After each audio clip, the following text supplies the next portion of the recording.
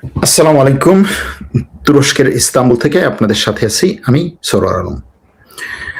মার্কিন যুক্তরাষ্ট্র এবং ইরানের মধ্যে গত 2 দিন ধরে টানা হামলা পাল্টা হামলা হচ্ছে।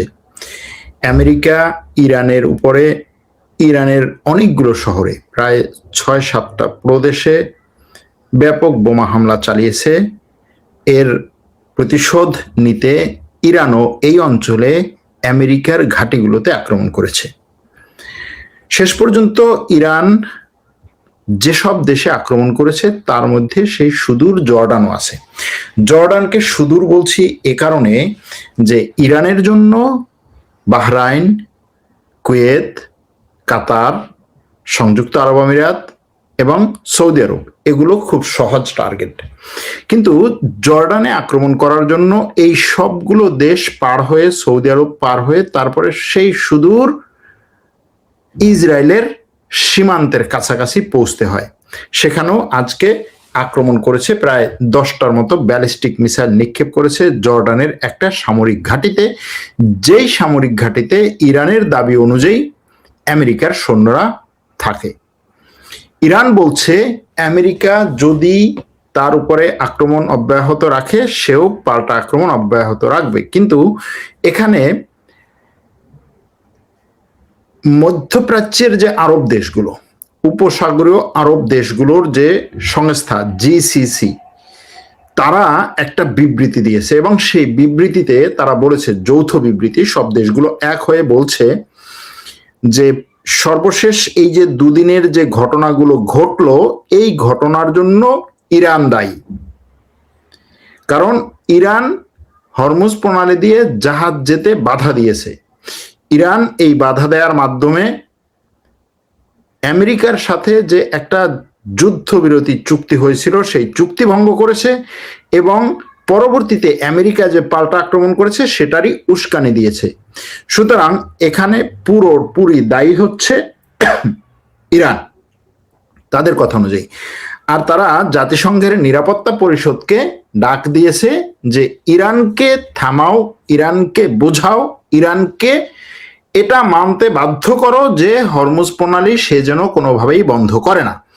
আমেরিকার কাছেও এই আরব দেশগুলোর একই দাবি যে তুমি যেইভাবেই চুক্তি করো না কেন ইরানের সাথে, সেই চুক্তির একটা প্রধান শর্ত থাকতে হবে যে হরমুজ প্রণালীকে কোনোভাবেই যেন ইরান বন্ধ করতে না পারে বা পুরোপুরি ইরানের কর্তৃত্ব বা ক্ষমতা সেখানে না খাটাতে পারে। এই ঘটনার উপরে ভিত্তি করে যদি আমরা আমাদের আলোচনাটাকে সামনে আগাই তাহলে দেখা যাবে যে ইরানের উপরে যে আক্রমণগুলো গত 2 দিন ধরে আমেরিকা করেছে, সেই আক্রমণ আমেরিকা একাই শুধু সিদ্ধান্ত নিয়ে করে নাই, বরং এই অঞ্চলে আমেরিকার মিত্র রাষ্ট্রগুলোর সাথেও সে অবশ্যই যোগ সাজস করে আলোচনা করে আক্রমণগুলো করেছে। আবার ইরান যে পাল্টা আক্রমণগুলো করেছে তার সেই পাল্টা আক্রমণটাও কিন্তু ব্যালেন্সড, অর্থাৎ আমেরিকা যে পরিমাণে আক্রমণ করেছে ইরানও আমেরিকার ঘাঁটিগুলোতে সেই পরিমাণ আক্রমণ করেছে, সেটার কাছাকাছি পরিমাণ আক্রমণ করেছে। এই পুরো যুদ্ধটা, মধ্যপ্রাচ্যের যে যুদ্ধ, এই পুরো যুদ্ধটার পেছনে মূল একেবারে যে মানে কি বলে নায়ক বা মূল যে খলনায়ক সেটা ইসরায়েল হওয়ার পরেও বর্তমানে লেবাননে এবং ফিলিস্তিনে গাজা ভূখণ্ডে প্রচুর পরিমাণে মানুষ হত্যা কন্টিনিউ করলেও ইসরায়েলের বিরুদ্ধে ইরান এই যে লেটেস্ট যে আক্রমণগুলো হলো গত 2 দিনে কোনো একটা গুলি ছড়ে নাই। কারণ হচ্ছে ইরানের উপরে তো আর ইসরায়েল আক্রমণ করে নাই, ইরানের উপরে আক্রমণ করেছে আমেরিকা। সুতরাং আমেরিকার মুসলিম দেশগুলোতে যে ঘাঁটি আছে সেগুলোতে ইরান আক্রমণ করেছে, ধরুন জর্ডানে আক্রমণ করেছে, বাহরাইনে, কাতারে। কিন্তু জর্ডানের পাশে সীমান্তবর্তী যে দেশ সেটা হচ্ছে ইসরায়েল। ইরান থেকে জর্ডানের দূরত্ব হচ্ছে প্রায় কয়েকশো কিলোমিটার। সেই জর্ডানের সামরিক ঘাঁটিতে আক্রমণ করেছে, কিন্তু সীমানা পার হয়ে ইসরায়েল আক্রমণ করেনি। কারণ কি? কারণ হচ্ছে ইসরায়েল ইরানে আক্রমণ করে না। অর্থাৎ এই যে রুলস অফ এনগেজমেন্ট, যেটা আন্তর্জাতিক নিয়ম, যে আমার উপরে যে আক্রমণ করবে আমি তাকে আক্রমণ করব, সেটা এখন চলছে। এখন এই যে আক্রমণ পাল্টা আক্রমণে গিয়ে তাদের যুদ্ধবিরতি শেষ হয়েছে। এই যুদ্ধবিরতি শেষ হওয়াটা আসলে কোন লেভেল পর্যন্ত যেতে পারে, তারা কত দূর পর্যন্ত, কত কি বলে, আর কত খারাপ করতে পারে এই যুদ্ধ পরিস্থিতিকে, এটাই হচ্ছে আজকের মূল প্রশ্ন আমাদের। সেখানে যাওয়ার আগে জাস্ট এই গত 2 দিনে 8 তারিখ এবং 9 তারিখে কি কি হয়েছে। আমেরিকা এবং ইরানের মধ্যে ভয়াবহ বিমান এবং ক্ষেপণাস্ত্র হামলা হয়েছে। মার্কিন সেন্ট্রাল কমান্ড বা সেন্টকম বলেছে, সেন্টকম হচ্ছে আমেরিকার এই মধ্যপ্রাচ্যের আরব দেশগুলোতে তার যে ঘাঁটি আছে এবং সেখানে যে সামরিক শক্তি আছে সেটার কন্ট্রোল করার যে মেকানিজম বা কন্ট্রোল করার যে হেডকোয়ার্টার, সেটা হচ্ছে সেন্টকম। সেন্টকম বলছে যে ইরানের উপকূলীয় অঞ্চল সহ দেশের বিভিন্ন প্রান্তে প্রায় 90টি সামরিক এবং কৌশলগত লক্ষ্যবস্তুতে হামলা চালিয়েছে আমেরিকা। আক্রমণ যে সমস্ত জায়গায় চালিয়েছে তার মধ্যে রাজধানী তেহরান আছে, দক্ষিণ অঞ্চলীয় বন্দর শহর বন্দর আব্বাসে অনেক বেশি আক্রমণ হয়েছে। বুশেহেরে একটা পারমাণবিক স্থাপনার কাছাকাছি বা পারমাণবিক স্থাপনার যে এরিয়া, সেই মূল এরিয়ার বাইরে যে তার কিছু এরিয়া আছে সেগুলোতে আক্রমণ হয়েছে। বন্দর আব্বাসে মাছ ধরার জাহাজগুলো যেই জায়গাতে ভিড়ে, সেই জেটি বা ঘাঁটি, সেখানে আক্রমণ হয়েছে। এর বাইরে সিরিকে আক্রমণ হয়েছে, সিরিক, হরমুজগানের সিরিকে আক্রমণ হয়েছে, চাবাহারে আক্রমণ করেছে, কোনরাকে আক্রমণ করেছে, জাস্ক বন্দরে আক্রমণ করেছে এবং আবু মুসা দ্বীপ, যেটা সংযুক্ত আরব আমিরাত এবং ইরানের মধ্যে এই দ্বীপটা নিয়ে বিরোধ আছে, মতবিরোধ আছে, সেই দ্বীপে আক্রমণ করেছে। এছাড়াও উত্তর পূর্বাঞ্চলীয় গুলিস্তান শহর, যেটা গুলিস্তান এলাকা, এই গুলিস্তানের আক্কালা এলাকায় এবং মাশহাদের মধ্যে, গুলিস্তানের আক্কালা এলাকা থেকে মাশহাদে যাওয়ার যে মেইন রাস্তা, সেই রাস্তার উপরে বড় দুটো ব্রিজে আক্রমণ করেছে। আবার একই সাথে ইরান থেকে চীন আর রাশিয়ায় যাওয়ার যে মেইন রেল লাইন, সেই রেল লাইনে আক্রমণ করেছে আমেরিকা। সেই রেল লাইন অনেক ক্ষতিগ্রস্ত হয়েছে। পাল্টা আক্রমণ হিসাবে ইরানের ইসলামিক রেভলিউশনারি গার্ড বলছে যে তারা কুয়েত, বাহরাইন, কাতার এবং জর্ডানে অবস্থিত মার্কিন সামরিক স্থাপনাগুলোকে লক্ষ্য করে ক্ষেপণাস্ত্র এবং ড্রোন হামলা চালিয়েছে। এর মধ্যে কুয়েতের আরিফজান এবং আলী সালাম ঘাঁটি, যেটা আলী আল সালেম ঘাঁটি, যেটা আমেরিকা ব্যবহার করে, সেখানে আক্রমণ হয়েছে। বাহরাইনের মার্কিনীদের যে পঞ্চম নৌবহরের প্রধান কার্যালয় বাহরাইনের, যেখানে সেই কার্যালয় অর্থাৎ জুফায়ার এবং শেখ ইসা ঘাঁটিকে লক্ষ্য করে আক্রমণ করেছে ইরান।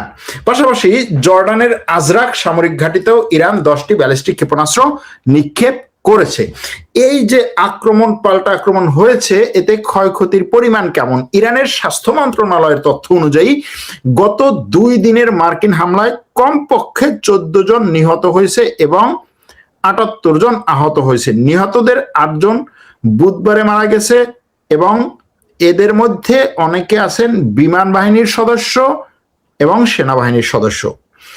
কমপক্ষে 3 জন আইআরজিসির সদস্য, ইরানের বিপ্লবী গার্ডের সদস্য নিহত হয়েছে আজকে। কমপক্ষে 8 জন সেনাবাহিনীর সদস্য নিহত হয়েছে গতকালকে। এছাড়াও সামরিক লোকজন অনেক মারা গেছেন এবং অনেকেই আহত হয়েছেন। আহজাব শহরে 3 জন বেসামরিক নাগরিক এবং ইরান শহর বিমানবন্দরে 1 জন ফায়ার ফাইটার মারা গেছেন। অবকাঠামোগতভাবে বুশেহরের পারমাণবিক বিদ্যুৎ কেন্দ্রের সীমানা প্রাচীর আক্রান্ত হয়েছে। পারমাণবিক বিদ্যুৎ কেন্দ্রের সীমানা প্রাচীর আক্রান্ত হয়েছে। চোগহাদাক সামরিক ঘাঁটিতে আক্রমণ হয়েছে। সিরিক এবং বেনুত বন্দরে মাছ ধরার ঘাঁটি, যেখানে আক্রমণের মাধ্যমে বহু মাছ ধরার নৌকা এবং ট্রলার পুড়িয়ে দেওয়া হয়েছে। তেহরান মাশহাদ রুটের রেল লাইন এবং কিছু বিমান প্রতিরক্ষা ব্যবস্থা, ড্রোন সংরক্ষণাগার ধ্বংস বা ক্ষতিগ্রস্ত হয়েছে। এছাড়াও চাবাহার শহর সাময়িকভাবে বিদ্যুৎহীন হয়ে পড়েছে।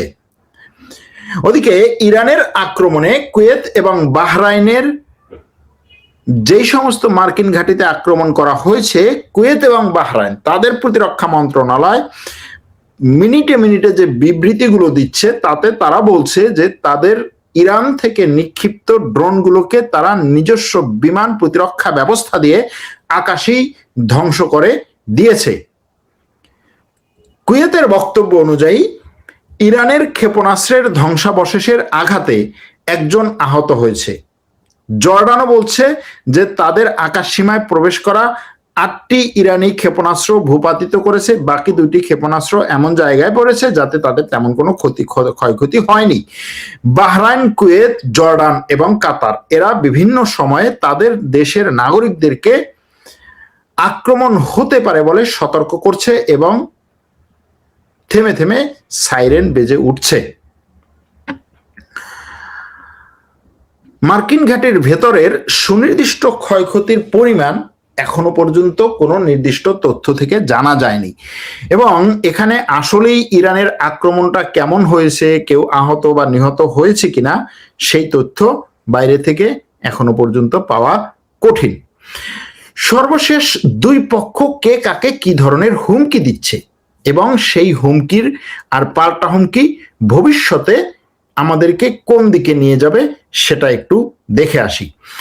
মার্কিন প্রেসিডেন্ট ডোনাল্ড ট্রাম্প যদিও বলেছেন যে ইরানের উপরে যে আক্রমণ তারা করছে সেটা মূলত ওই জাহাজগুলোতে ইরান যে বোমা বর্ষণ করেছে সেটার প্রতিশোধ। ঘটনাটা কোন জায়গা থেকে শুরু হয়েছিল? ঘটনাটা মূলত শুরু হয়েছিল 2 দিন আগে। ইরান 3টা বাণিজ্যিক জাহাজে আক্রমণ করে, যেই 3টি বাণিজ্যিক জাহাজ হরমুজ প্রণালী দিয়ে যাওয়ার সময় ইরানের নির্ধারিত রুট দিয়ে যায়নি, বরং সে ওমানের উপকূল দিয়ে যাচ্ছিল। ইরান সেই বাণিজ্যিক জাহাজগুলোতে আক্রমণের পর আমেরিকা এবং এই মধ্যপ্রাচ্যের দেশগুলো একত্রে বসে আলোচনা করে এবং সিদ্ধান্ত নেয় যে ইরান যেভাবে এখন এই জাহাজে আক্রমণ করেছে, আমরা যদি এটার কোনো প্রতিশোধ না নিই তাহলে আমরা হরমুজ প্রণালী উন্মুক্ত বলতে যেটা বুঝিয়েছি, যেটা সারা বিশ্বকে বলেছি, যেটা এই কোম্পানিগুলোকে বলেছি, তারা কিন্তু এই কথা বিশ্বাস করবে না, তাদেরকে আমরা নিরাপত্তা দিতে পারছি না।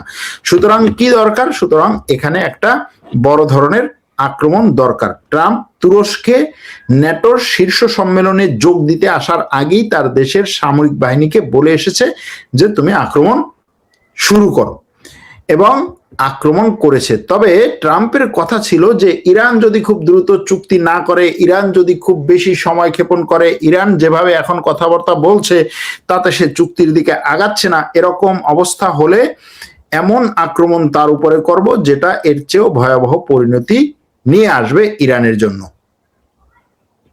এখন গত 17ই জুন আমেরিকার প্রেসিডেন্ট এবং ইরানের প্রেসিডেন্ট যে 14 পয়েন্টের একটা চুক্তি স্বাক্ষর করেছিল, সেই চুক্তিতে ইরানকে সম্পূর্ণ পরমাণু মুক্তি করার যে কথা সেটা কিন্তু ছিল না।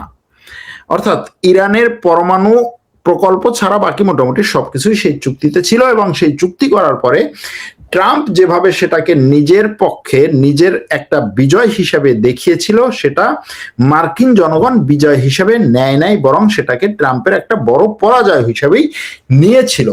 আর এই মার্কিন জনমত, আন্তর্জাতিক গণমাধ্যম, আন্তর্জাতিক জনমত সব যখন ট্রাম্পের বিপক্ষে বা আমেরিকার বিপক্ষে মন্তব্য করছে, ঠিক সেই সময় আমেরিকার কথা হচ্ছে যে আমি এখান থেকে কিভাবে নতুন করে ইরানের উপরে প্রেসার ক্রিয়েট করতে পারি। আর ইরানের পক্ষে যখন এই গণমত, আন্তর্জাতিক মতামত সব আসছে, ইরানের কথা হচ্ছে আমি এই জায়গাতে আমেরিকার কাছ থেকে আরো বেশি কি খুশিয়ে নিতে পারি, আমেরিকাকে আরো বেশি কিভাবে চাপ সৃষ্টি করতে পারি।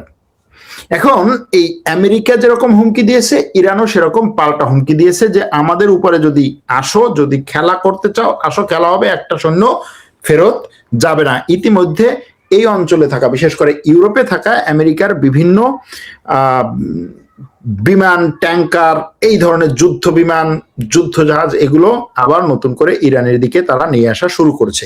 এখন মার্কিন প্রেসিডেন্ট বলছেন যে এইটা খুব বেশি দিন থাকবে না, কারণ হচ্ছে তার কথা অনুযায়ী যে ইরান যুদ্ধের কথাটা, ইরান যুদ্ধবিরতির শর্তটা মানে নাই, সেজন্য তাকে একটু লাইনে আনার জন্য সাইজ করছি, এটা আবার ঠিক হয়ে যাবে, কোনো সমস্যা না। এটা হচ্ছে ট্রাম্পের কথা, যদিও ট্রাম্পের কথার কোনো ভ্যালু নেই, কারণ সে সকালে একটা বলে, বিকেলে আরেকটা বলে, সন্ধ্যায় আরেকটা বলে, আবার রাতে ঘুমাইতে গেলে আরেকটা বলে, ঘুম থেকে উঠলে আরেকটা বলে। কিছুদিন আগে না, গতকালকে সে তুরস্কের রাজধানীতে বসে একই ছাদের তলে ট্রাম্প এবং হচ্ছে স্পেনের প্রধানমন্ত্রী একই ছাদের তলে বসা, সারা বিশ্ব তাদেরকে ফলো করতেছে। ন্যাটো শীর্ষ সম্মেলনে 3000 সাংবাদিক বিশ্বের বিভিন্ন দেশ থেকে আসছে তাদের এই সম্মেলন ফলো করতে। তাদের প্রত্যেকটা কথা, প্রত্যেকটা কানাঘুষা, প্রত্যেকটা মানে ফিস করে বলা কথা হচ্ছে সাংবাদিকরা রেকর্ড করার জন্য হন্যে হয়ে দৌড়েছে। সেই সময় মার্কিন যুক্তরাষ্ট্রের প্রেসিডেন্ট বলেছেন যে আমি স্পেনের সাথে সব বাণিজ্যিক সম্পর্ক ছিন্ন করলাম। স্পেন হচ্ছে সবচাইতে খারাপ রাষ্ট্র। স্পেন হচ্ছে কি বলে চীনের চেয়েও এবং রাশিয়ার চেয়েও বড় শত্রু আমেরিকার। সুতরাং স্পেনের সাথে কোনো সম্পর্ক রাখার দরকার নাই, স্পেনের সাথে সব বাণিজ্যিক সম্পর্ক বন্ধ করে দিলাম। সরাসরি ঘোষণা দিয়ে বিমানে উঠেছে। বিমান গিয়ে আমেরিকায় নামার আগে সে বলেছে যে স্পেনের সাথে কোনো সমস্যা নাই, স্পেনের সাথে আমাদের সম্পর্ক ভালো, স্পেনের উপর আমি যেটা বলেছিলাম আমি সেখান থেকে মোটামুটি ভালো পরিমাণে থ্রেড দিয়ে একটা টাকা পয়সা পেয়েছি, এখন আর আমার কোনো সমস্যা নেই। তো এই লোকের কোন কথাকে আপনি বিশ্বাস করবেন, তাই না? ওকে, তাহলে আমরা কি দেখবো এখন এখানে কি দেখব? এখানে গত 2 দিন যে আক্রমণ হয়েছে সেই আক্রমণে এটা বাস্তব যে ক্ষয়ক্ষতির পরিমাণ আমেরিকার চেয়ে ইরানের বেশি হচ্ছে। আবার ইরান এই পাল্টা আক্রমণ করার ক্ষেত্রে বেছে বেছে তার কৌশল নিয়ে আক্রমণগুলো করছে। বিষয়টা এরকম না যে শুধুমাত্র হ্যাঁ চোখ বন্ধ করে আমি আমেরিকার ঘাঁটিতেই করেছি বা আমেরিকার শুধুমাত্র ক্ষতি করার জন্য করেছি, বিষয়টা এরকম না। বিষয়টা হচ্ছে ইরান এখানে তার দীর্ঘমেয়াদে বহু পরিকল্পনার অংশ হিসেবে এই পাল্টা হামলাগুলোর জন্য জায়গা এবং দেশ এবং স্থান নির্ধারণ করছে। যেমন ধরুন গত 2 দিনে সে কাতার, কুয়েত এবং জর্ডান, বাহরাইন এই 4টা দেশে আক্রমণ করেছে। সৌদি আরব, সংযুক্ত আরব আমিরাতে কোনো আক্রমণ হয় নাই। এখন অনেকেরই প্রশ্ন, সংযুক্ত আরব আমিরাতে কেন আক্রমণ হলো না? সংযুক্ত আরব আমিরাত তো এখনো পর্যন্ত হচ্ছে আমেরিকার এবং ইসরায়েলের, বিশেষ করে ইসরায়েলের সবচাইতে লৌহ স্থির বন্ধু, যে সবকিছু দিচ্ছে ইসরায়েলকে, সেখানে কেন আক্রমণ হচ্ছে না? এই প্রশ্ন অনেকেরই, এই প্রশ্ন থাকবে, এই প্রশ্ন উত্তর খোঁজার চেষ্টা করবে হয়তো অনেকেই। কিন্তু এখানে মূলত দেখতে হবে ইরানও যেমন হচ্ছে আপনার মতো আমার মতো আবেগ নিয়ে হচ্ছে সে খেলে না, আবেগ নিয়ে আবেগ নিয়ে সে সিদ্ধান্ত নেয় না। সে সিদ্ধান্ত নেয় তার কৌশলের অংশ হিসেবে। এই যে আরব দেশগুলোতে ইরান আক্রমণ করেছে, এটা কি আপনার কাছে মনে হয় যে শুধুমাত্র আমেরিকার ক্ষয়ক্ষতি করার জন্য আর ইসরায়েলের ক্ষয়ক্ষতি করার জন্য ইরান আরব দেশগুলোতে আক্রমণ করেছে? অবশ্যই না। ইরান এই আরব দেশগুলোকে বিভিন্ন ধরনের বার্তা দিচ্ছে। 1 নম্বর বার্তা হচ্ছে তোমার পিছনে আমেরিকা থাকুক আর যাই থাকুক, তুমি আমাকে যদি কোনো ধরনের হচ্ছে তেরামি করতে আসো, তোমাকে আমি সাইজ করতে পারি। এটা আমেরিকার চেয়েও বড় বার্তা দিচ্ছে আরব দেশগুলোকে। তুমি ছোট ছোট যে দেশ আছো, এই সমস্ত দেশে আমার প্রক্সি সংগঠন যখন থাকবে, যখন মাথাচাড়া দিয়ে উঠবে, যদি তুমি কোনো কিছু করতে চাও, দেখো আমার মিসাইলের টার্গেট তোমার উপরে পড়বে, তখন আমেরিকাও তোমাকে বাঁচাতে আসবে না। তুমি আমার উপরে যদি কোনো ক্ষতি করতে চাও, আমি তোমার অর্থনীতিকে একেবারে মাটির সাথে মিশিয়ে দেব। এগুলো ইরানের থ্রেট আরব দেশগুলোতে, এটা আরব দেশগুলোও জানে। আপনি আমি হয়তো ভাবতেছি যে ঠিক আছে, মুসলিম দেশ, ইরান মুসলিম দেশ, আরব দেশ মুসলিম দেশ, এদের মধ্যে কোনো ঝামেলা না হোক, ঠিক আছে, আমেরিকাকে ইরান মারতেছে মারুক, আবার আমেরিকা যেহেতু আইসা মারতেছে আরব দেশগুলোর কিছু করার নাই, ঠিক আছে। এতটা সহজ না তো।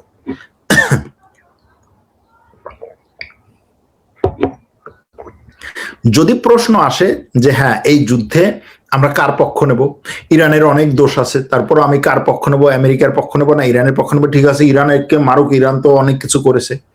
কিন্তু এখানে আমি মনে করি যে অন্তত যত যাই হোক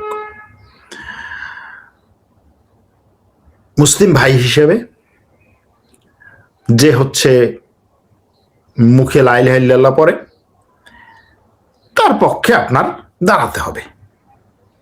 অন্তত ওর চেয়ে তো তার পক্ষে, তার পাশে দাঁড়ানো আপনার দায়িত্ব। হ্যাঁ, ভাইয়ের দোষ থাকতে পারে, দোষ নিয়ে কথা বলা যেতে পারে, তাকে দোষ শুধরানোর চেষ্টা করতে পারে, তার সাথে লড়াইও হতে পারে, কিন্তু যখন সে আক্রান্ত হবে তখন ওর বিরুদ্ধে গিয়ে এর পাশে আপনার দাঁড়ানো দায়িত্ব। এখন এর বাইরে যে জিনিসগুলো আছে, যেমন এই যুদ্ধ আবার নতুন করে বড় ধরনের যুদ্ধে যেতে পারে কিনা, বড় ধরনের যুদ্ধে যাওয়ার সুযোগ নাই আমেরিকার। এই যুদ্ধটাকে বড় ধরনের যুদ্ধে নেয়ার সুযোগ নাই আমেরিকার। কিন্তু এরকম একটা যুদ্ধ বাধুক, এটা নিয়ে আমাদের ওই বরিশালে ছিল, আমরা ছোটবেলাটা করতাম যে দুইজন যদি হচ্ছে আমাদের বন্ধুদের মধ্যে বা আমাদের যে ওই যে খেলার সাথীদের মধ্যে যে দুজন যদি হচ্ছে একটু ঝগড়া শুরু করতো, আমরা হচ্ছে এরকম নখ ঠোকরাতাম আর কি। এটা হচ্ছে আমাদের বরিশালে বলে যে এটা করলে হচ্ছে ওদের আরো বাজুক আরো বাজুক আরো বাজুক, এটাই তো দরকার। এটা আর কি আমাদের ছোটবেলার হয়তো মানে মজা, অথবা এটাকে কুসংস্কার বলতে পারেন। তো এখন ইসরায়েল হচ্ছে এরকম নখ ঠেকাচ্ছে যে এদের মধ্যে আরো বাজুক। ইসরায়েল প্রধানমন্ত্রী এতদিন পর্যন্ত কিন্তু মোটামুটি তুরস্ক নিয়ে এটা নিয়ে সেটা নিয়ে মোটামুটি সে নিজের দেশের মধ্যে বিভিন্ন চাপে ছিল। যেই আক্রমণটা হয়েছে এখন সবকিছু বাদ দিয়ে সে হচ্ছে ঝাঁপাইয়ে পড়ছে। এইটাই তো দরকার, ইরানকে ছাড়া যাবে না, ইরানকে ছাড়া যাবে না। তার কথা হচ্ছে ইরানকে কোনোভাবেই ছাড়া যাবে না, এটা হচ্ছে তার কথা। তারপরে কি, তারপরে হচ্ছে ইরানের এই যে কি বলে এটাকে, ইরানের পরমাণু অস্ত্র কোনোভাবেই ইরানকে হতে দেওয়া যাবে না, ইরানের মিসাইল প্রোগ্রামকে শেষ করে দিতে হবে। হ্যাঁ, সবাই তার জন্য থ্রেট। ইরানের অস্ত্র হইলে তার জন্য থ্রেট, আমেরিকা ইসরায়েলে কি বলে মিশরে অস্ত্র হইলে তার জন্য থ্রেট, তুরস্কের অস্ত্র হলে তার জন্য থ্রেট, হামাসের যে কাছে অস্ত্র গেলে তার জন্য থ্রেট।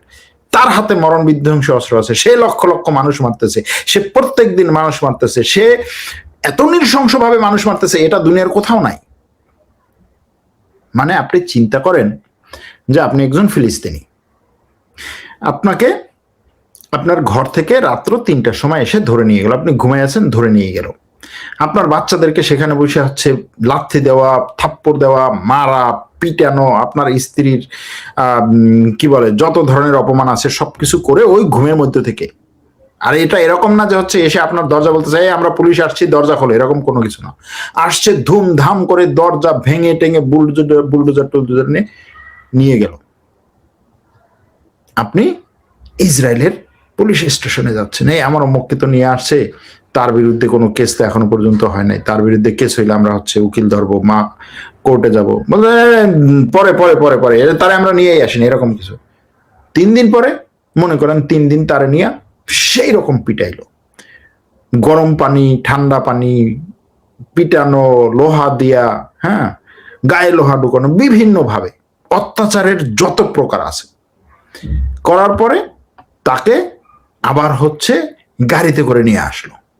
গাড়িতে করে কিরকম, গাড়ির যে সামনের গ্লাস, সেই গ্লাসের যে সামনের অংশ ওইখানে বসাইয়া তাকে বাঁধলো, বাইধা হাত পা বাইধা তারপরে হচ্ছে গাড়ি চালাই নিয়ে আসলো, নিয়ে আইসা তার বাসার সামনে গাড়ি থামালো, থামানোর পরে বুলডোজার দিয়া তার সামনে বসে তার বাসা ভাঙলো, তার বাসা গুড়াইয়া দিল। তার বাসায় যত জিনিসপত্র ছিল হয়তো দেখা গেছে তার ছেলে মেয়েরা বউ স্ত্রী অমুক সমুক যে অন্তত আমার এই জিনিসপত্রগুলোকে আমি নিয়ে যাই, তাদেরকে ওইখানে বসে পিটাইলো এবং জিনিসপত্র ওটার মধ্যে ধ্বংস করে দিল। নির্যাতনের লেভেলটা কত, নির্যাতনের লেভেলটা কত।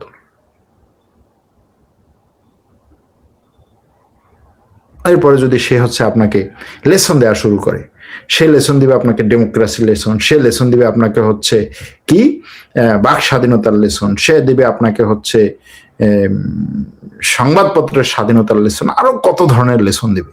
এবং সেই লেসনগুলো আবার মুখস্থ করে আমরা কি করব, ওই ইসের মতো ওটাকে বলে হচ্ছে তোতা পাখির মতো হচ্ছে সেটা মুখস্থ করে আবার আমরা বলবো, বলি তো এটাই তো করি, তাই না?